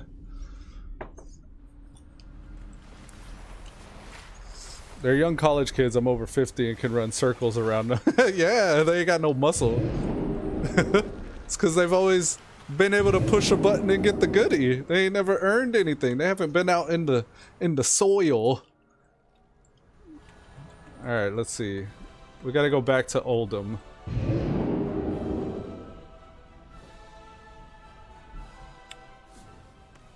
It's weird because that game Red Dead Redemption got me thinking, like, this is a whole new frontier. Like what I'm doing here, this stuff, this is a whole new frontier for man. Before it was like 5 old dusty white dudes that controlled the 5 different networks, and they chose like what people got to see. And now it's like with the internet, everybody can kind of like just put themselves out there or try to start something, and now you have access not just to the 5 networks that control what you see, but like, what, we got like 7 billion people on this planet. We're probably at like 3 billion on the internet at this point, like, and more every day. I'm looking forward to the technology like Starlink, the satellites, which are going to provide wireless communication and pretty much internet access to even third world countries or like the sub-Saharan desert and stuff. Because whenever the satellites orbiting the Earth are giving us our internet, you can get internet anywhere. Because it's just going to be like a mesh around the sky. So even more people are going to get connected, and it's like you have the potential to be seen by millions nowadays. Whereas it's like if you had like 19 million people watching the show back then, I think that was actually considered bad. And that's like, that's a channel nowadays has like 19 million subscribers. They're considered successful because there's nobody to pay in between. It's just like from consumer to the producer. And the same thing happened with music, and now it's happening with the entertainment just at a larger scale, to where just a bunch of neckbeards like myself can get on the internet and play video games and share experiences and interactions with each other. I'm excited about that. And with stuff like deep fake and stuff like that, like, you can now watch a video where somebody's impersonating an actor, and if they could do it well enough, they have enough imaging data just from like movies and TV shows to take the face, like my own face could be transferred to like look like Arnold Schwarzenegger or Tom Cruise. They're called deep fakes. So we could do that visually with just like faces and movement and stuff like that. I think there's going to be an auditory factor with that, and we're going to move from like having to actually type on a keyboard or use our thumbs on a phone to be able to access the internet, to having Google Home or Alexa just talk to us and tell us what's on the internet. Well, I'm out. You have a fantabulous day and give the family my love. All right, Mom. Love you. Have a good day. It was good talking to you. Thanks for coming to the show this morning. But yeah, I'm hoping if I get enough like auditory information, like inflections of my voice in different situations and excitement or boredom or whatever, it's like all there. And I think just like we got supercomputers in our pocket today, and it took less than that to land the man on the moon for JFK, for example, like he was able to put a man on the moon using less technology than we currently have today in our pockets. Like, it's not too far-fetched to think that you can compile enough data from video and audio sources to make like a holographic or digital copy of yourself. I think in a way this is like, as I'm doing I enjoy mostly watching, I stay quiet. Yeah, I don't mind that at all, Mom. I watch a lot of people where I'm just the lurker, like I'm just somebody watching. I don't really like say anything to chat. I just like watch and listen, and I think that's fine. It helps all the same for my channel if you do that, so no worries. Just know that I love you. I think about you often. And I'm trying to do something here. I'm trying to do something to lift myself and those around me up. So I'm grinding. I'm working on that every day, and this is part of what I'm doing. I'm gonna go ahead and just wrap this one up. You're supposed to die on this one. But yeah, I think with the development of artificial intelligence and having like platforms like social media platforms like YouTube and stuff like that, I don't think it's going to be too far-fetched to create like a program or an algorithm that sounds like, looks like, thinks and interprets the world. I wouldn't say exactly the way I do, but I think it would be unmistakable that that's me at some point, maybe 50 or 100 years from now. And I think that's interesting. I think that one day my great-great-grandchild will be able to open up their connection to the internet and somehow be able to have a conversation with me if they chose to. I think it would be cool to talk to my great-great-grandfather and ask them like what's going on during the times and stuff like that. Peace, I'm out. It's okay, Mom. I love you. I'm just gonna keep rambling for the stream, so don't worry. Love you. Have a good day. Looks like Blue Strider's on. Yo, cuz. What's up, cuz? But yeah, I don't know what that means for consciousness though. Like it's kind of like another new frontiers, like our gaining understanding of consciousness and what it takes. What are the ingredients that create consciousness? Like what are the core fundamental things that need to exist before consciousness happens? And it's weird with consciousness because it's like you can't measure it. There's no metric for understanding it. We don't know what it takes to make it. We don't know where it comes from. We don't know if we're the only ones that have it. Like there's also the question of sentience as well, because I can look at a cat or a dog and I can see and understand that that's conscious, like that there's something else going on there with the personality from one animal to the next. But like sentience is a whole other question. Like, does that cat know that it is? Can that cat recognize itself in the mirror the way I recognize myself in the mirror? So like there's a lot of stuff I think is very interesting along the lines of thought that takes you. And I don't think there's any way to mess that like experience up, to mess up the I don't know exactly how to. I haven't really fully thought this out, obviously, but I have poked at it and been curious about like these subjects and stuff like that. But I think that we contribute to it. I think that in whatever you do, however you do it, and with whoever you do that with, you're contributing to it every day you wake up. It makes me think of there's a saying, and I forget which native language this comes from, or where I picked this up from, but there's a way of greeting somebody in this language, and you say hello, and I forget the actual word for it, but the way they actually say hello, the meaning behind the word that they use to say hello is it's like I see you. When you say hello to them, you're saying I see you, and by seeing you I create you, because you're a conscious observer and you're observing that person who is also doing the same. They see you as well. So there's something to that in the way that these people speak that I think is really it's almost like intuitive, the way it seems like they address each other. that's the case, because it feels like that when you look at something like, and I've even heard physicists say, like maybe astrophysicists say, and honestly I think it may have been Neil deGrasse Tyson, but it could have been somebody else. I may be misquoting, but what they say is like, when you see a star, the star is already long since passed. The light that you're receiving from a star is actually light that comes from a different time, and I think it depends on whether or not the star is moving towards you or away from you.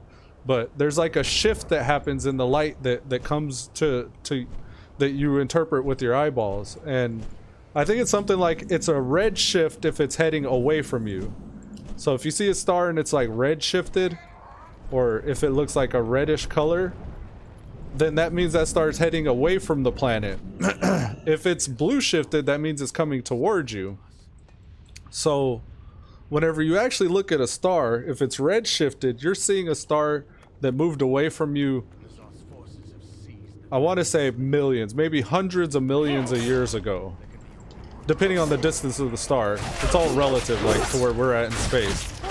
But if that's the case, then what you're seeing is a light that existed hundreds of millions of years ago after traveling to this planet and us seeing it, and it could have already long since been, like, you know, gone. Like, it could have collided with another star.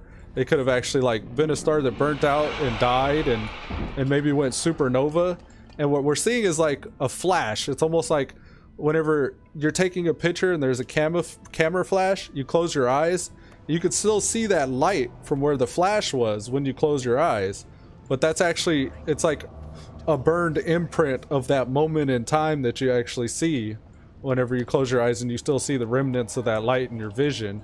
That's almost what's happening whenever you see the light from a star. It's like a flash that you're seeing that existed hundreds of millions of years ago whenever that star was there.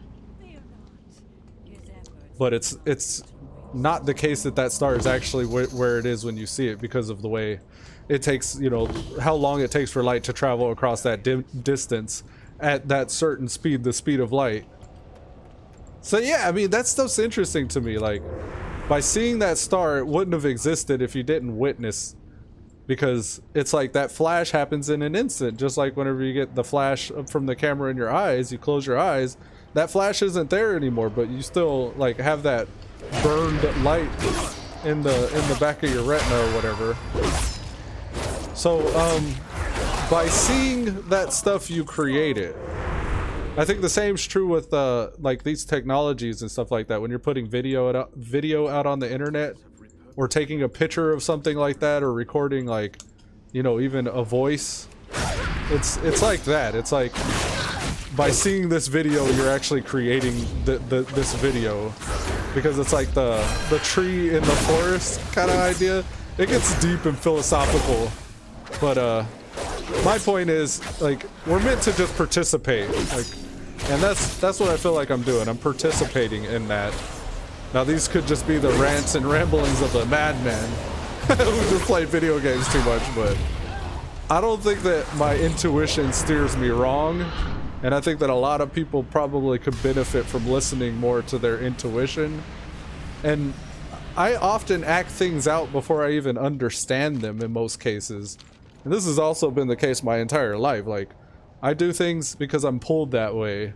And I'll feel up about something, and I'll do it and feel up as a result, and then I'll go out and I'll do things that make me feel down. Like, I'll feel down thinking about it, and then I go and do it and it makes me feel down, and then later whenever I reflect on it, I feel down. So like, there's something to that in the emotion when somebody's doing something. That's like your intuition speaking to you, and there's something innate about it. Like, there's something that's like untouched or uncorrupted, because a child knows to laugh whenever it's happy, and it knows to cry whenever it's not.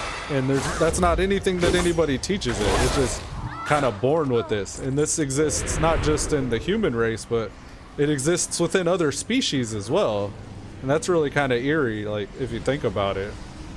But like, there is like this it's like a fundamental knowledge of like morality, or good and bad, or right and wrong.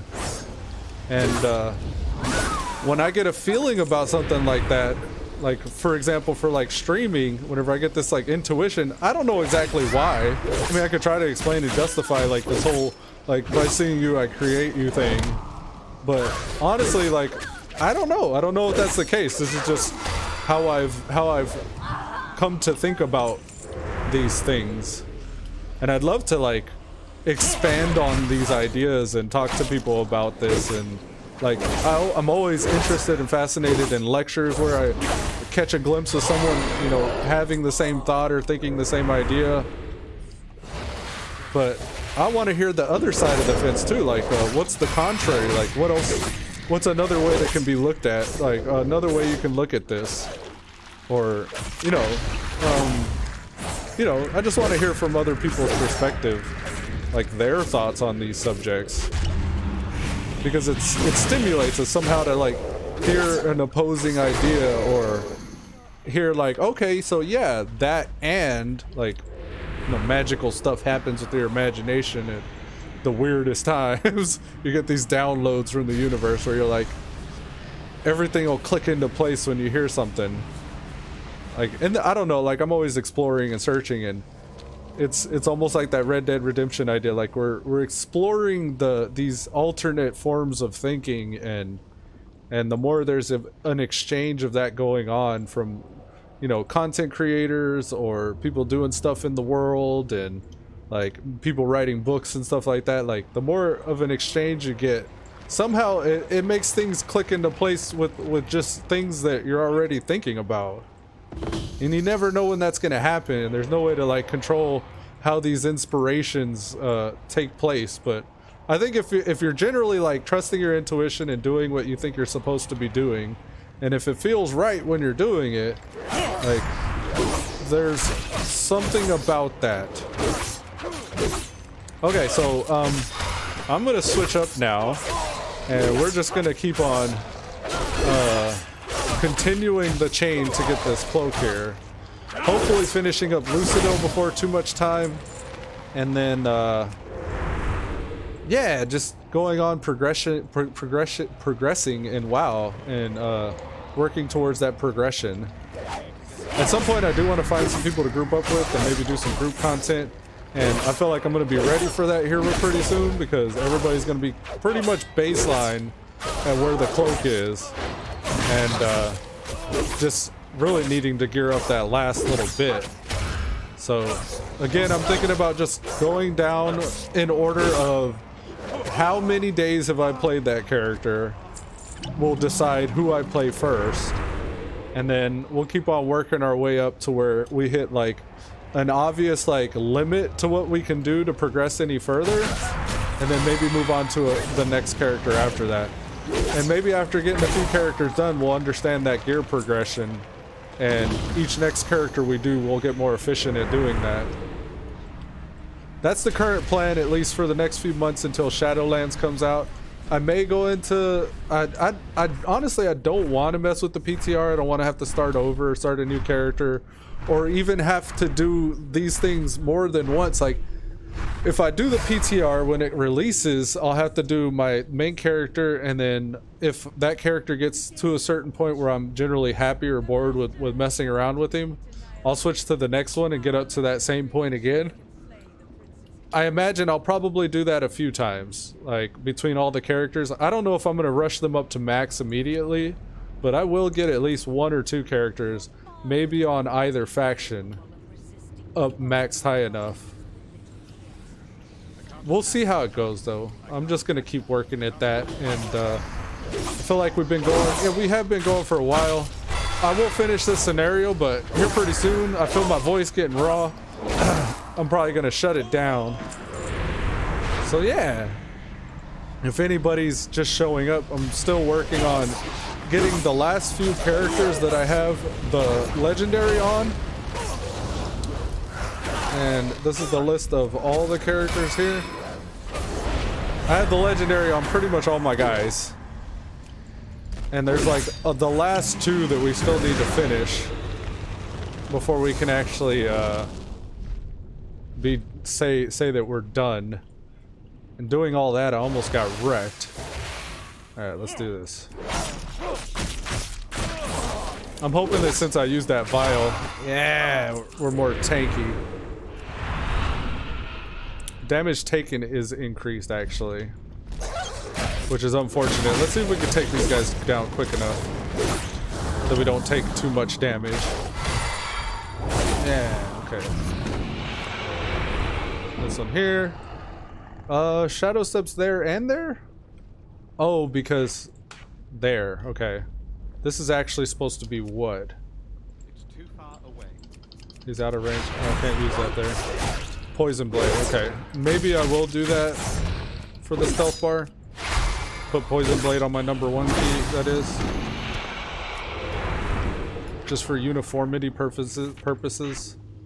I hate when I go stealth and in and out of stealth and my bars are different, because then I go to hit an ability in these certain rare situations where I can actually use a different ability, and If it's set up differently, I'll hit the wrong button. It'll be slightly inconvenient. I like the stealth classes for these scenarios because you can kind of skip just straight to the objective, which is kind of nice. Especially when these like super undergeared like Lucidil is. And we're at 336 item level. That's what I consider undergeared. Oh, we had a nice proc. Let's interrupt him and bring him more this way so we don't have to worry about that pack. If I can avoid it, I'd like to not pull more than necessary. I almost pulled that guy. Didn't see him back there.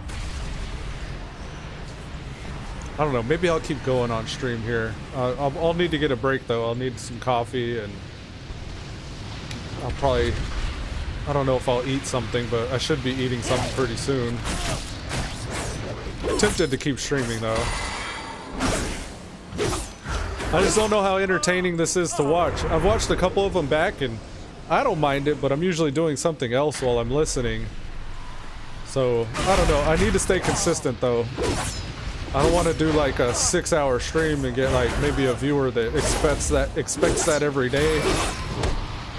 That's my biggest fear with doing long streams. I can't always do a long stream.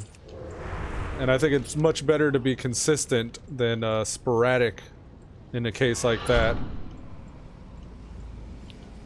But honestly, I got content. I mean, you can go back and watch any of my previous videos for, this is the World of Warcraft 8.3 playlist, and I sort them by upload date. So you could actually sort the playlist by upload date and get kind of a continuous like narrative from where I started out with this up to now. And honestly, my entire Altaholic journey with all these characters that I've leveled, a lot of that was recorded. So you could go back as far as Legion and see me playing Lucidil. Lucidil was one that I played very early on. Nightmare, and I play all the different specs on these guys. And I actually even take requests, so if you want to see a specific request or a specific spec or a specific class, then I can go play that one. Like, even if you're just memeing or you want to troll me and like have me play the worst class or the worst spec, I would be down for even that, because I generally find most of them, they have give and take in their damage or their CC or even their utility spells and stuff like that make it interesting and make it like manageable. So I wouldn't even mind going back and playing like any class that you would have in mind to suggest. But yeah, I'm porting out of this scenario. I think I will. I'll probably take a break. If I do come back later, it's probably going to be without the green screen, so I may just do no camera. So I don't know. We'll see. But with that, folks, I appreciate you guys tuning in, and until next time, let's do a bye. The scythe is our salvation. Did he say the scythe is our salvation? Anyways, peace, folks.